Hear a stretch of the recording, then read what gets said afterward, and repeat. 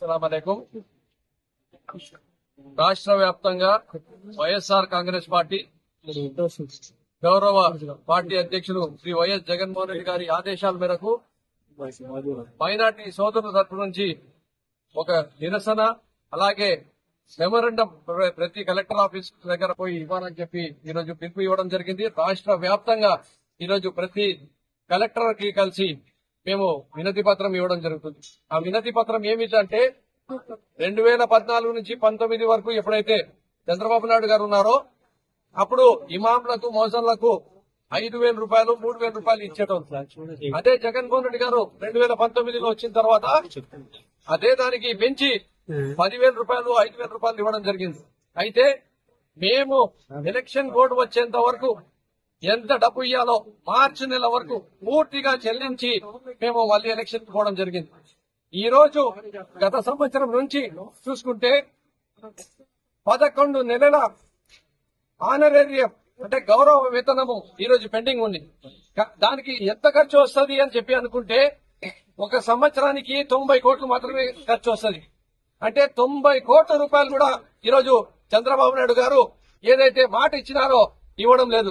కానీ హామీలు ఇవ్వడంలో మాత్రము బ్రహ్మాండంగా ఉంది అని చెప్పడంలో మాత్రము సూపర్ 6, సూపర్ 8 అని చెప్పి చెప్పడంలో గాను, అబద్దాలు చెప్పడంలో గాను ఆయనకు మించిన మనిషే లేడు. Guinness book of world record లో ఆయన పేరు ఖచ్చితంగా వస్తుంది అని చెప్పి కూడా తెలియజేసుకుంటున్నా.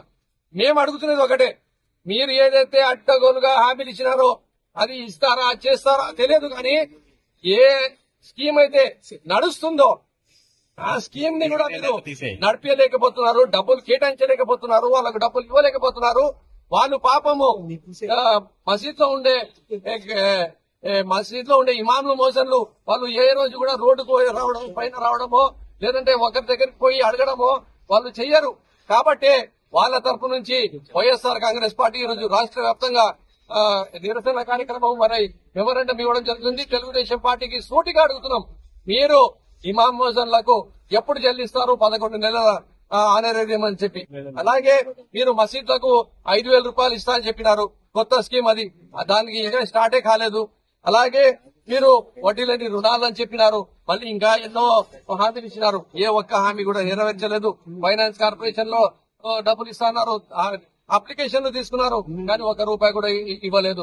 అలాగే వక్ఫ్ బోర్డులో గురించి అయితే వక్ఫ్ బోర్డుకి దానికి వ్యతిరేకంగా ఓటేస్తామని చెప్పి మళ్ళీ దానికి అనుకూలంగా ఓటేసి ఈ రోజు దేశవ్యాప్తంగా ఉండే ముస్లిం సోదరులకు ప్రతి వక్ఫ్ ఆస్తిని ఇబ్బందికరమైన పరిస్థితిలో వేసిన మనిషి ఎవరైనా ఉన్నారు అంటే అది నారా చంద్రబాబు నాయుడు గారు అని చెప్పి మేము తెలియజేసుకుంటున్నాం.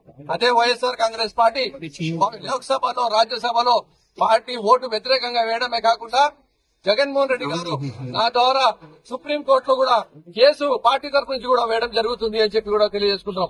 మేము కులాలకు, మతాలకు, ప్రాంతాలకు అతీతంగా ప్రతి ఒక్కరూ బాగుండాలని చెప్పి కోరుకునే పార్టీ మా నాయకుడు జగన్మోహన్ రెడ్డి గారు అని చెప్పి తెలియజేసుకుంటూ, ఏ హామీలు మీరు ఇచ్చినారో ఆ హామీల్ని వెంటనే నెరవేర్చాలి.